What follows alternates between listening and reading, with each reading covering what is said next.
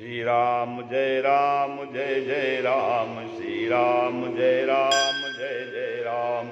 नारायण समारंभां शंकराचार्य मध्यमां अस्मदाचार्य पर्यन्तां वन्दे गुरु परंपरां। श्री गुरु चरण सरोज रज निज मन मुकुर सुधार, वर्णो रघुबर विमल जसु जो दायक फल चार।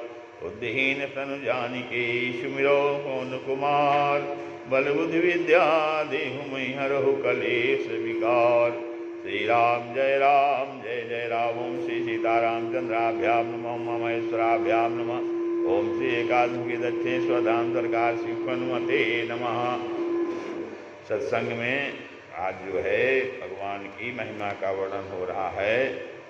जिनके श्रवण समुद्र समाना, जिनके श्रवण समुद्र समाना, कथा तुम्हारी सुभग सरिनाना, कथा तुम्हारी सुभग सरिनाना। भरहि निरंतर हो ही न पूरे, भरहि निरंतर हो ही न पूरे। तिनके ही ये तुम कहूँ ग्रह रूरे, तिनके ही ये तुम कहूँ ग्रह रूरे। कहते हैं कि जिनका हृदय ही राम कथा का घर है, सर्व का नहीं है। सर्व के बिल में प्रायः कोई दूसरा जीव नहीं जाता।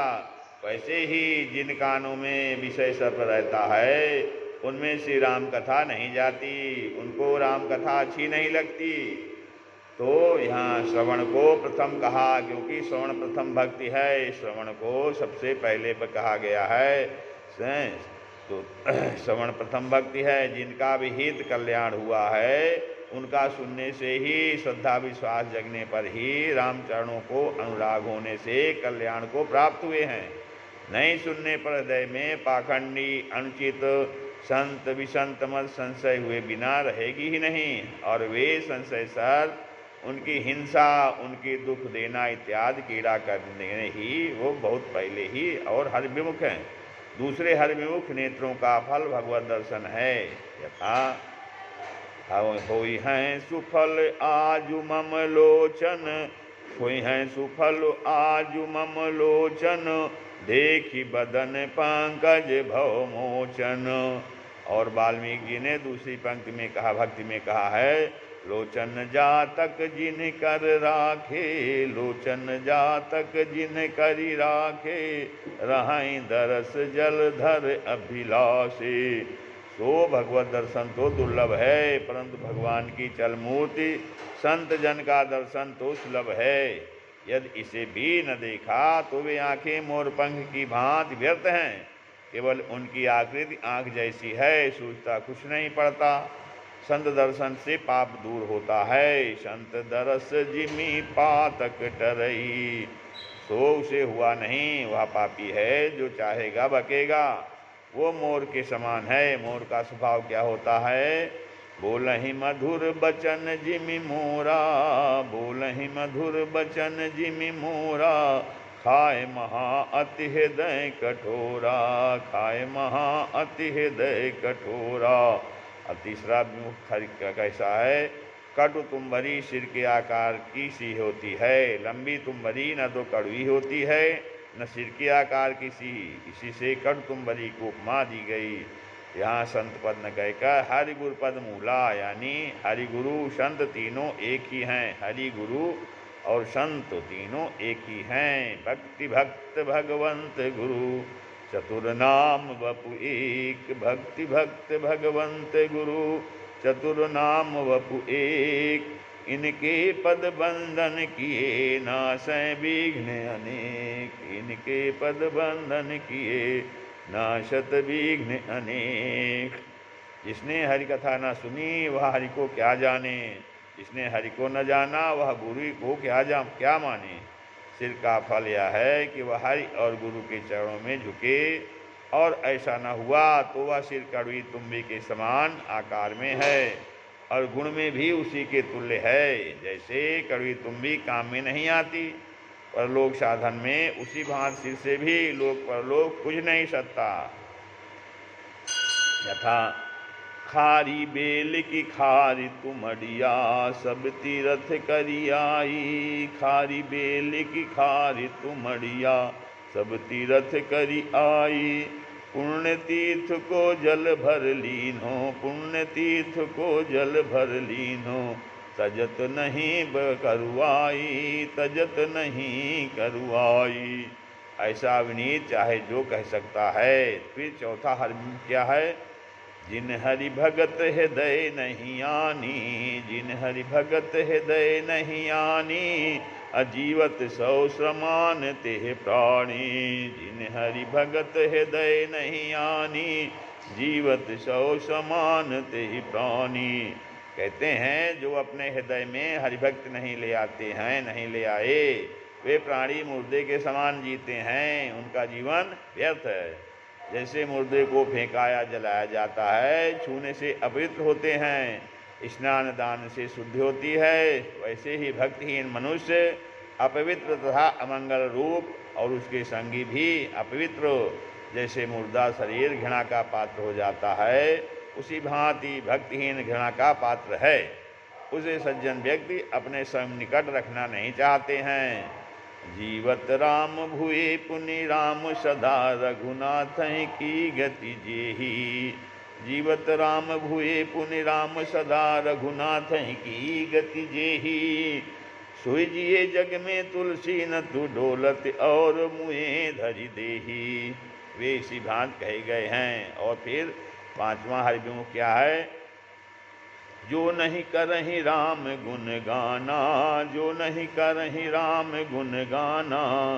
नर शरीर भवसागर के संतरण का साधन है। नर शरीर जो है भवसागर से पार होने का साधन है। भक्ति को हृदय में स्थान न देकर माया में ही पड़ा रह गया। भगवान के गुणानुवाद के गान से भवसागर की अगाधता चली जाती है, या भाव था पा जाता है। तो वह जो है, जो व्यक्ति भगवान का गुणगान करता है, वो भव का था मने अथा संसार सागर का था पा जाता है। अतः जिह्वा का साफल्य राम गुण गाने में है। जिह्वा का साफल्य राम गुण गाने में है। यदि यह न हुआ तो वह व्यर्थ में मेढकी जिह्वा की भांति टर टर किया करती है, वैसे मेढकी की जिह्वा होती ही नहीं। इसी कारण मेढक से उपमित करके जनाया कि जो राम गुणगान नहीं करते उन्हें वाणी का वसुतः भाव है। केवल बेकार बकवास टर टर करने से जिह्वा का साफल्य नहीं है। वाणी मनुष्य के रूप में परमेश्वर की एक विशेष देन है। वाणी जो है मनुष्य को परमेश्वर की एक विशेष देन है, और यदि वही व्यर्थ चली गई तो वह मनुष्य नहीं रह गया, वह विचार पूर्वक नहीं बोल सकता। अब आगे कहते हैं छठा हरविमुख कैसे होता है? कुटिल कठोर निकर सोई छाती, कुटिल कठोर निकर सोई छाती। सुनि हरि चरित न जो हर साथी, सुनि हरि चरित न जो हर साथी। भगवान का चरित्र सुनकर हर्ष होना चाहिए। भगवान का चरित्र सुनकर हर्ष होना चाहिए। कहत सुनत हर सही पुल काही, ते सुगति मन मुदित नहाही। पर वे बज के समान कठोर निर्दयी हैं, जो हरिचरित्र को सुनकर प्रसन्न नहीं होते, अथवा द्रवीभूत नहीं होने से उनकी छाती को पुलिस कठोर कहते हैं, निष्करुण होने से निष्ठुर कहते हैं। जिसे श्री हरिचरित्र सुनने में आनंद नहीं आया, वह सद्गुणों से परांगमुख है, इसकी बातें सुनने योग्य नहीं हैं। हिच फाटहु फूटहु नयने, जरहु सोतन के ही काम। द्रवय श्रवय पुल कै नहीं, तुलसी सुमिरत राम। निठुर का भाव जिसमें पढ़ने से कुछ भी रस न निकले, रसहीन होना, ऐसे पुरुष अपनी आत्मा का हनन कर रहे हैं, उनको अपने ऊपर भी दया नहीं आती। जे जड़ जीव निजात्मा घाती।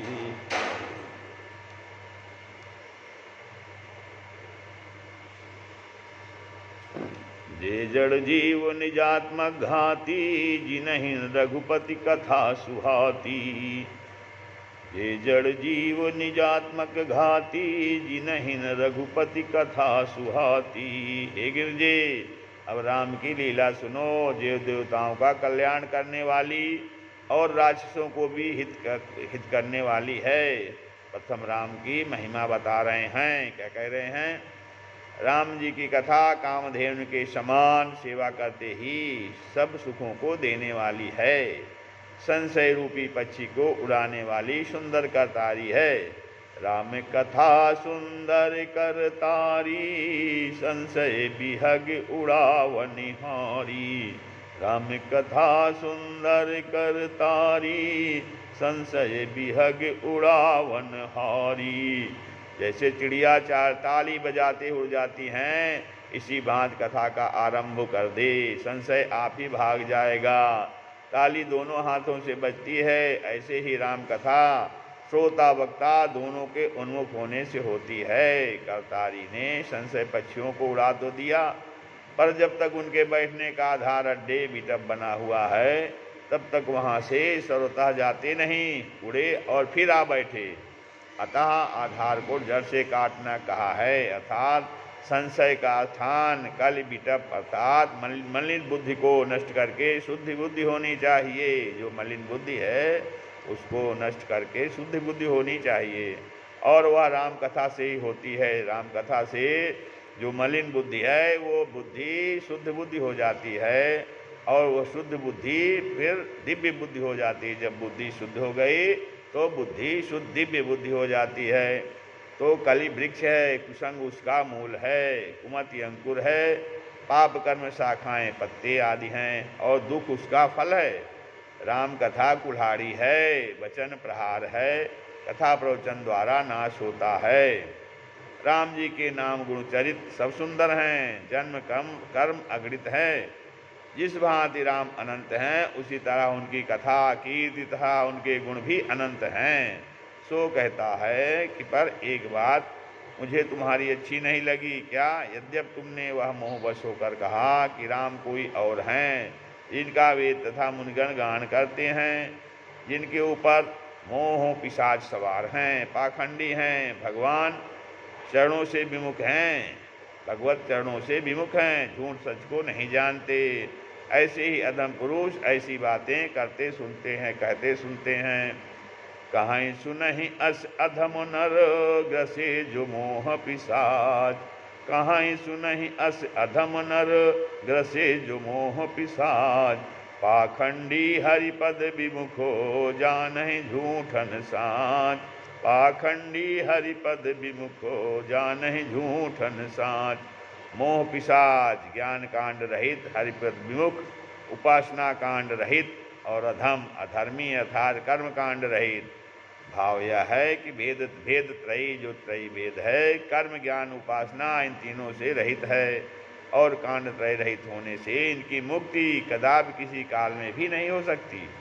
सदैव जन्मते मरते रहेंगे। जो अज्ञानी मूर्ख अंधे भाग्यहीन हैं, जिनके मन रूपी दर्पण पर विषय रूपी काई मल लगी हुई है, जो लंपट कपटी विशेष रूप से कुटिल हैं, जिन्होंने स्वप्न में भी संत सभा नहीं देखी, उन्हें विषय शब्द स्पर्श रूप रस गंध छोड़कर कुछ दिखाई नहीं ही देता। उन्हें विषयों के विषय ही दिखाई देते हैं। नयन मलिन परि नारी निरख, मन मलिन विषय संग लागी। नयन मलिन परि नारी निरखी, मन मलिन विषय संग लागी। हृदय मलिन वासना मान मद, जीव सहज सुख त्यागे। जीव सहज सुख त्यागे। पर निंदा सुनि समर मलिन भय, पर निंदा सुनि समर मलिन भय। बचन दोष पर गाए, बचन दोष पर गाए। सब प्रकार मल भार लाग, निज नाथ चरण बिसराए। निज नाथ चरण बिसराए।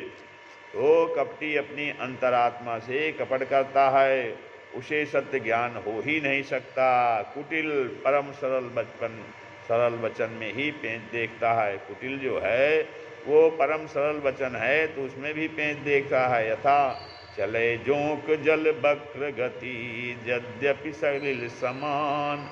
चले जोंक जल बक्र गति, यद्यपि सलिल समान। तो ऐसे लोगों को वेद पर विश्वास नहीं हो सकता है। ऐसे लोग वेद पर विश्वास नहीं करते हैं, इसी से संत सभा का संस्कार नहीं होता है। अज्ञ अकोविद अंध अभागी, अज्ञ अकोविद अंध अभागी, काई विषय मुकुर मन लागी, काई विषय मुकुर मन लागी। अज्ञ माने ज्ञान नयन सहित, अज्ञान नयन रहित अज्ञ, अज्ञ माने ज्ञान और नयन रहित, अकोविद शुद्ध स्मित नेत्र रहित। अर्थात शास्त्रों में ब्रह्मवेत्ताओं के वेद और धर्मशास्त्र दो नेत्र कहे गए हैं।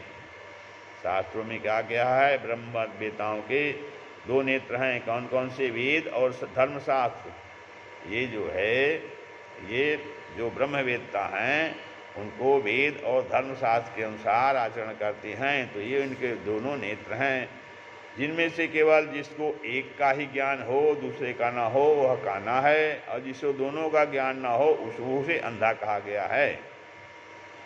अनेक संशयोच्छेदी परोक्षार्थस्य दर्शकम सर्वस्व लोचनम शास्त्रम यस्य तास्य अंधवायवशः। अर्थात अनेक संशयों का छेदन करने वाला और परोक्षवादों का दर्शाने वाला शास्त्र सबकी आंखें हैं। जिसे ये ना हो, अर्थात जिसे शास्त्रीय ज्ञान नहीं है, वह भी अंधा ही है। इसी से ज्ञान शुद्ध स्मित नेत्रहीन होने से अंधा कहा है। आज्ञ अकोविद से भीतर हृदय के नेत्रों से रहित और अंध से बाहर के नेत्रों से रहित जनाया है। अर्थात भीतर बाहर की दोनों ही फूटी ज्ञान वैराग एवं शुद्ध स्मृति, ये ही दोनों नेत्र हैं। ज्ञान वैराग एवं शुद्ध स्मृति, ये ही दोनों नेत्र हैं। लंपट अर्थात कामी, परिस्त्रीगामी, व्यभिचारी, इसी से उसके मन में कपट रहता है। कहता कुछ, करता कुछ, मन में कुछ, सारा व्यवहार कपट का, कुटिल टेढ़ी चाल, सत्यता में भी नुक्ताचीनी। अतः इनके ना तो बड़े भाग्य और सामान्य ही, ये तो अभागे हैं। इन्हें स्वप्न में भी संत सभा के दर्शन नहीं हो सकते। जिसे अपनी लाभ हानि नहीं सूझती, वे ही वेदों के विरुद्ध बोला करते हैं। लाभ क्या होता है? लाभ की कछु हरि भगति समाना। लाभ सबसे बड़ा क्या है? लाभ की कछु हरि भगति समाना। अर्थात हरि के भक्त के समान कोई लाभ नहीं है। तो जिनसे संत सभा में जिसका दर्शन नहीं करेंगे तो उन्हें अपना लाभ हानि को ज्ञान नहीं होगा, और वो वेदों के विरुद्ध बोलते हैं। क्योंकि लाभ क्या है? लाभ की कछु हरि भगति समाना। और हानि क्या है? हानि की कछु यही सम जग भाई, हानि की कछु यही सम जग भाई, भजहि न राम ही नर तनु पाई, भजहि न राम ही नर तनु पाई। तो वेद कहता है, चिन्मये अस्मिन् महाविष्णु जाते दशरथे हरो, रघो कुले अखिलम राति राजते यो महे स्थितः। और राम एवं परम ब्रह्म, राम एवं परम तपः, राम एव परम तत्व, श्री रामो ब्रह्मणा परम। वेद ने कहा, हरिरकुल में दशरथ के यहाँ उत्पन्न हुए। राम रहस्योपनिषद कहती है राम ही परम ब्रह्म है। मुंडकोपनिषद में कहा है, रामत्वं परमात्मासि सच्चिदानंद विग्रह, इदानी त्वाम रघुश्रेष्ठे प्रणमामि मुहुर्मुहुः। राम तुम परमात्मा चिदानंद विग्रह हो, तुम परमात्मा। हे राम तुम परमात्मा सच्चिदानंद विग्रह हो, हे रघुकुले तुमको बार बार प्रणाम है। तो ऐसा व्यक्ति मूल तत्व को नहीं जान सकते। अतः तीसरे हरिमुख के बारे में कहते हैं कि जिसने हरि और गुरु का रामाश्रय का समाश्रय नहीं किया, उसे विवेक हो नहीं सकता। बिनु गुरु होई कि ज्ञान, ज्ञान की होई विराग बिनु। और ज्ञान वैराग्य ही नेत्र हैं। जगदात्मा प्राणपति राम हैं, तो आत्मा राम को देखने के लिए दो सामग्रियों की आवश्यकता है।